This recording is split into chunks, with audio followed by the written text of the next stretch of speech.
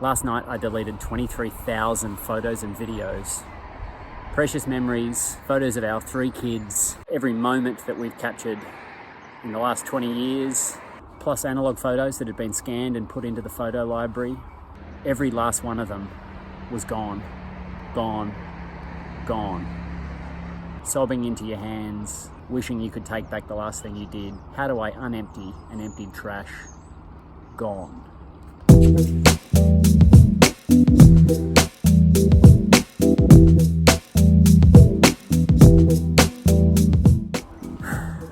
In our house, I'm the person that looks after all the technology things. It fell on me to look after all our memories, all our photos, to do the backups, to organise a strategy for an online storage, all of that sort of thing. And last night I completely messed it up. I guess this is a story of just how easy it can happen, even for someone who thought they knew what they were doing.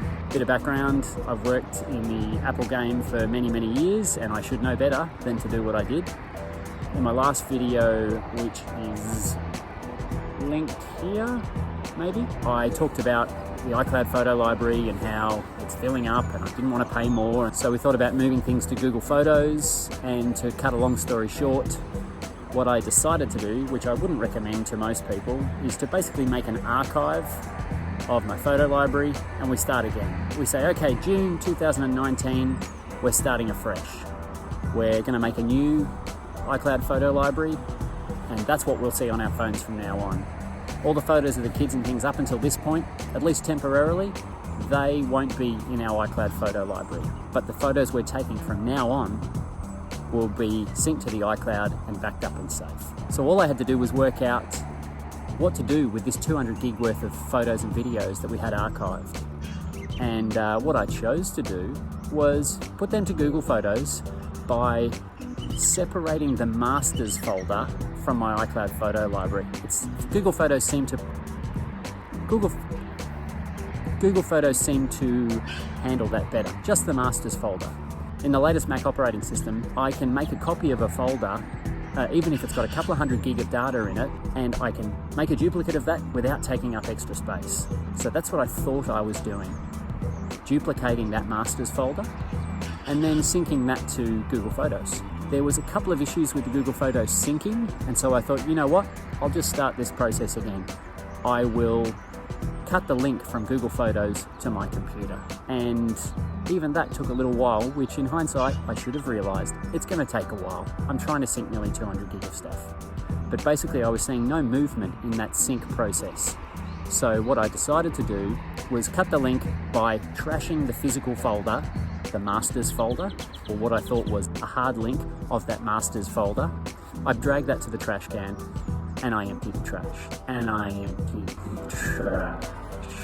And this was a perfect plan. Then I would go back into my photos library, I would duplicate that masters folder again, and I would set up the Google Photos syncing. That was my plan, except you haven't hit subscribe yet. You need to hit subscribe or like, maybe both. And if you hit that little bell thing, apparently that means if I post another video, you're gonna see it here. Anyway, except the problem that I created was that I hadn't duplicated that masters folder.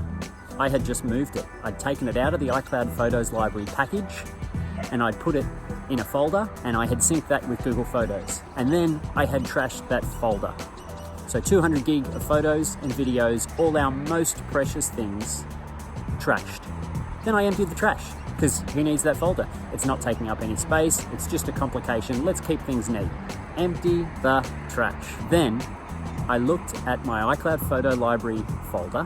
I looked at the package that is called Photos Library. I said show package contents, and I looked for the masters folder, and it was gone. I panicked, I started breathing really fast, and I thought about the photos that I had of my children, and the videos that I had of my children, and I thought about my wife who had just gone to bed. I thought about how I was going to tell her. Should I wake her up?